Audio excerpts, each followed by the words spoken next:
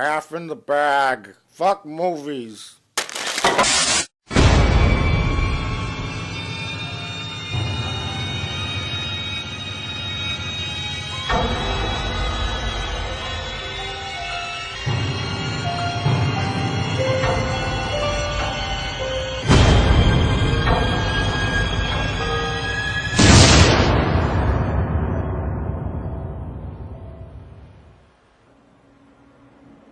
That was definitely meant for you. It's another one of those spoof movies. You know, those. I am the law! He makes those spoof movies. This is another one of them. But here, it's a whole other story. Back off, Dragon Ball Z.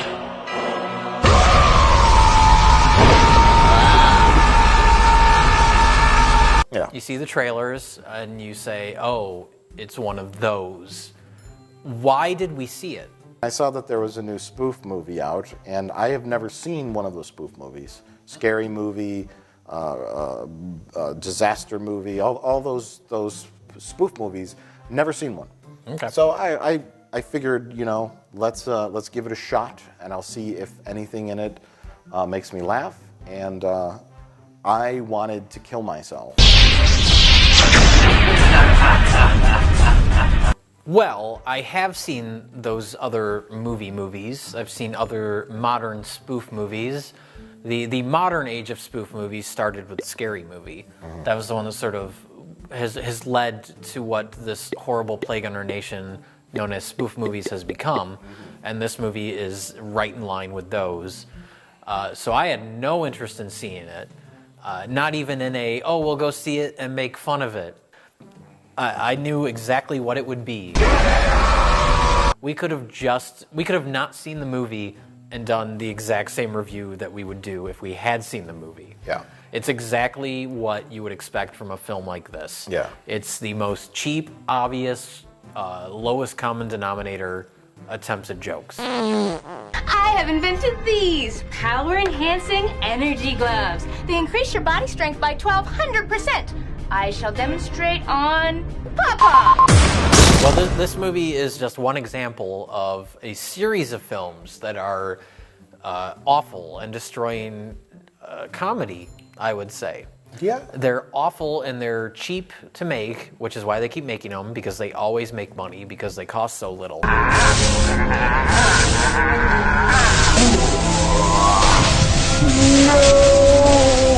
Hey, what are you doing? What? Stop that. Well, to be fair, Jay, that is the history of movies, though. I mean, the sci-fi, horror, comedy stuff, I mean... Not all of them. Going way back, I mean, there were a lot of B-movies in the 50s that teenagers went to drive-ins just to watch, and they were crappily made, they were quickly made, and they're made, you know, Attack of the Squid Monster, you know, like the 50s was the B-movie period. Yeah. And they were shit. And there were good artistic films that came out then, and there's probably someone in the 50s drinking beers in a VCR repair shop complaining about the Attack of the Squid Monster. It feels more cynical today for some reason. I don't know why, but it's the same shit. Same with comedies too. You know, people looked down on slapstick for a while, you know. I mean, maybe not in the early days. Chaplin was a worldwide star, you know. But after that, it's like Three Stooges. I mean, that wasn't considered high art. That was always lowbrow. Yeah. So it's the same thing today. It's just recycled.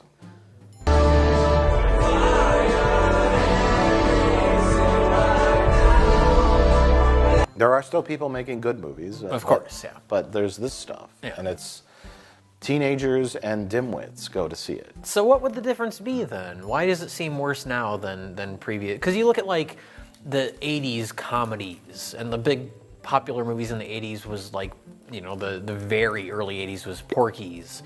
and there was an endless stream of Porky's ripoffs Sex in the comedies. 80s. Dumb sex comedies. So what is the difference between those and these spoof movies of today? Like, what makes these worse?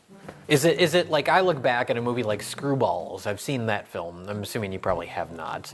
That's the epitome of a Porky's ripoff, and there was a lot of, especially low budget stuff like that in the 80s. But you look at it now, and there's sort of a charm to it, where you're like, aw, it's not funny, but aw.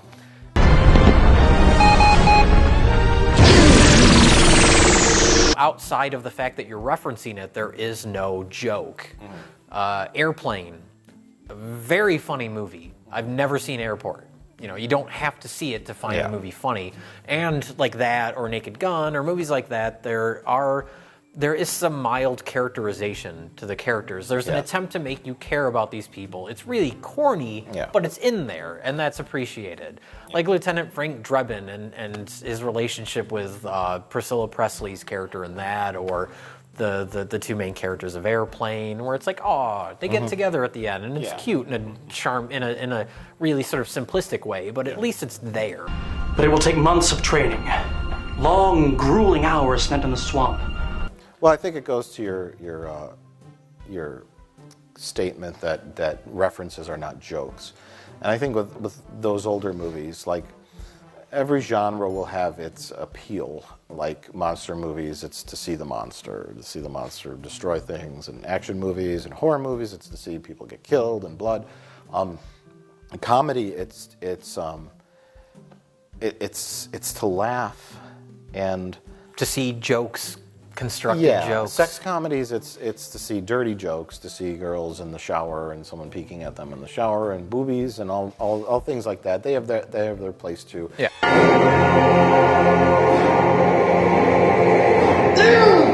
I could see them showing up and going, "We don't have a script.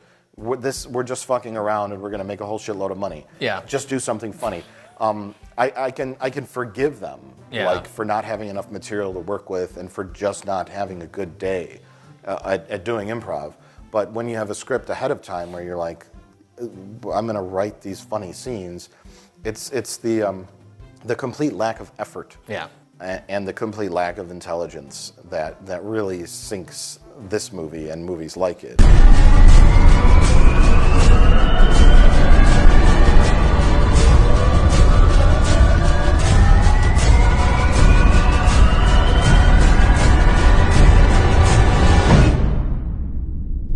Well, let me ask you this, Jay. What makes a parody funny? Take, like, Weird Al Yankovic. Like, what makes his parody songs funny? Yeah. Like a Virgin, he turns into Like a Surgeon. That in itself isn't funny. It's the lyrics that he adds to it that are clever. And it's sort of like, okay, it has the funny beat, and these lyrics are clever. This movie, there's no clever lyrics, per se. There's no clever script. It's just fart. Yeah. Well, I don't think parody in and of itself is terribly funny. It's not a genre I've ever really connected with. No. But I like a lot of movies that would fall into that, like Airplane, like Naked Gun. Actually, there's the joke you always bring up from Police Squad, the series that Naked Gun was based on. Who are you, and how did you get in here? I'm the locksmith, and I'm the locksmith. You don't have to have any connection with police dramas, police shows, to get why that is funny and clever. It's a funny joke. It's a framework. You take a genre or you take a style, and that's your framework. But you have to have actual constructed jokes within that to hold it all together.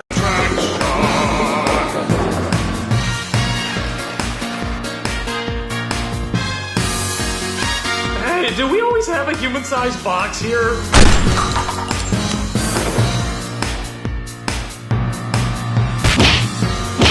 So, Jay, would you say the humor in this movie is pathetic, desperate, sickening, lowbrow, bottom of the barrel, disgusting? Yes. Every other adjective in the world. And there are things that sort of advertise themselves as that, as like that's the point, like it's offensive, in your face, and that type of stuff.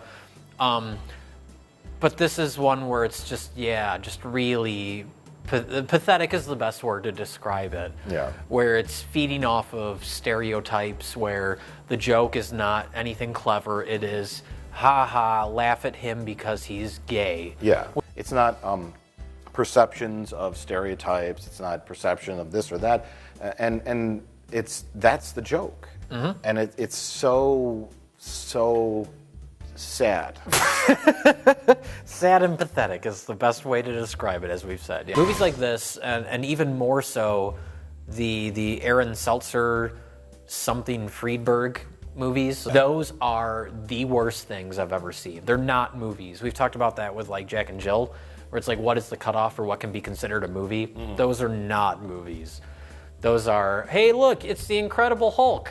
Oh no, he just stepped on Paris Hilton. And Paris Hilton said, that's hot. And then one of...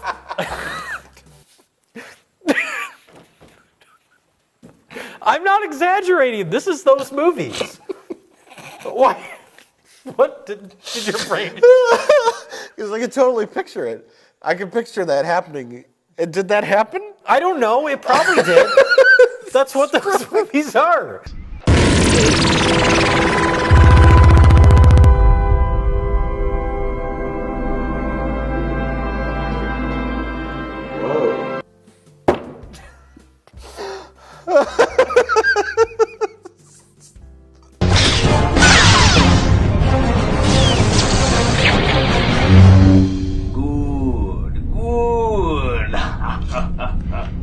Hey, look, it's Miley Cyrus, and her backup singers are the Chipmunks. It can shoot 9,000 volts in one smackaroo. I think I shall test it on Papa. Oh no, one of the Chipmunks just got beat up by Iron Man. No. No. None whatsoever. You should write one of those movies. I could. You'd be a millionaire. Just write one. We'll call it Fart. We'll call it Poop in the Pants, the movie. Yeah. And just have all these pop culture references, and yeah, you'd be a millionaire. Yeah.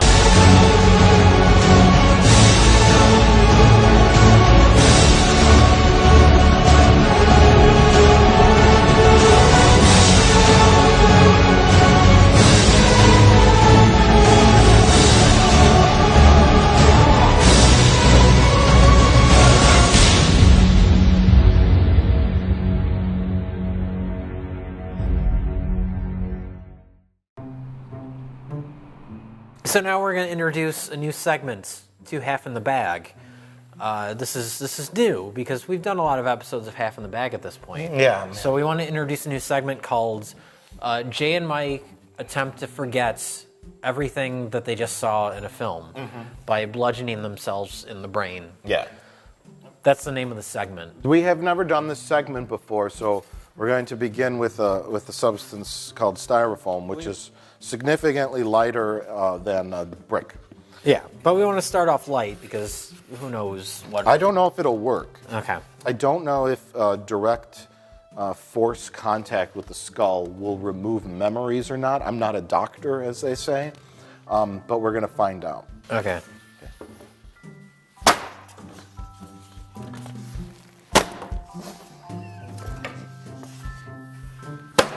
Fuck.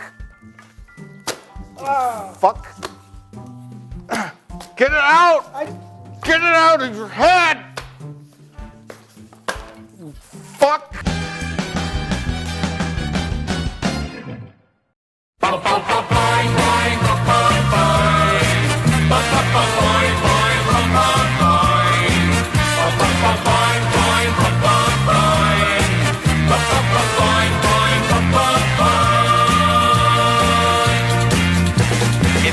Mitä aikaan sait, kun minut silloin naisten tanssiin hait. Mä hetken kirkkaan tähti taivaan näin.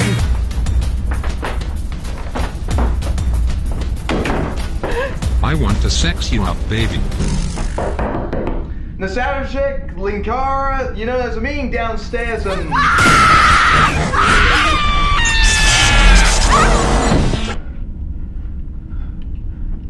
Your brain, you look as if you heard two people having sex. How would you know? I'm French. We know.